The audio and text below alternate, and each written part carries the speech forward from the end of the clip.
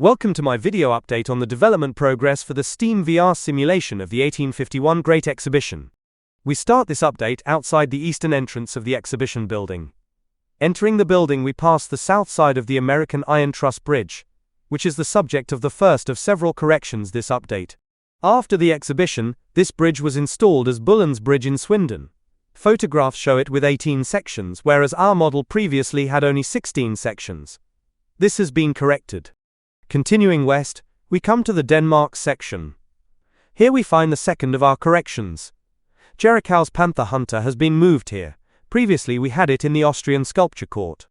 Next to it we have added an image of Bissen's Cupid sharpening his darts. We now return to the nave and cross to the cannon. The narration for this exhibit now correctly identifies this as the product of Friedrich Krupp of Prussia. We cross the nave again and continue west to the Austrian sculpture court. Here we have added several images of sculptures: Raffaele Monti's Angelica and Medoro, Abbondio Sangiorgio's A Soul Ascending to Heaven, Alessandro Puttinati's Prayer, Giovanni Emanueli's A Boy with a Bird's Nest, and Professor Josef Kähsmann's Hebe offering nectar to the Eagle of Jove. We have also added a 3D model of Democrito Gandolfi's Dancing Girl. Gandolfi's piece is believed lost, however it was described as a direct copy of Antonio Canova's Female Dancer, which is now at the Bode Museum in Berlin. The model here is of Canova's piece.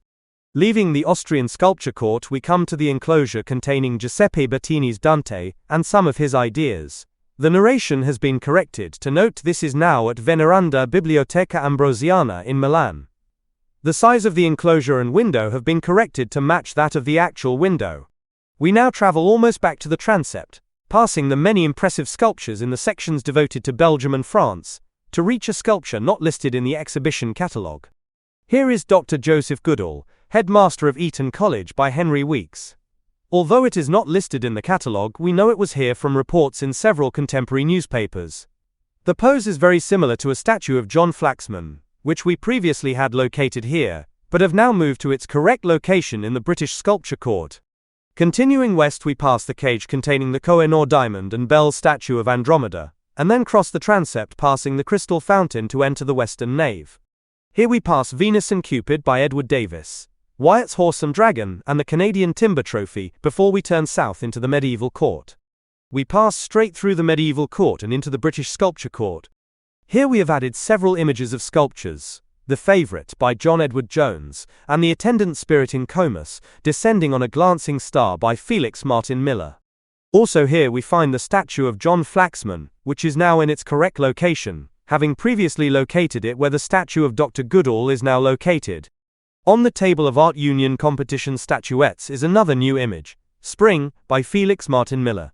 We now leave the British Sculpture Court passing the Thomas Fountain, the Broadwood Piano, Eldon and Stowell, Dent's Turret Clock, the Colebrookdale Dome, the Ross Telescope, until we reach the Seeley Fountain. Here we turn north towards the railway passage for the last addition this update, which is also the last locomotive to be added to the British section, Clemente Mascherano's Impulsoria. This unusual-looking locomotive is powered not by steam, but literally by horsepower. Horses are harnessed to the frame, and as they walk the continuous road underneath them moves, thereby turning a pulley which, via gearing, will turn the large driving wheels.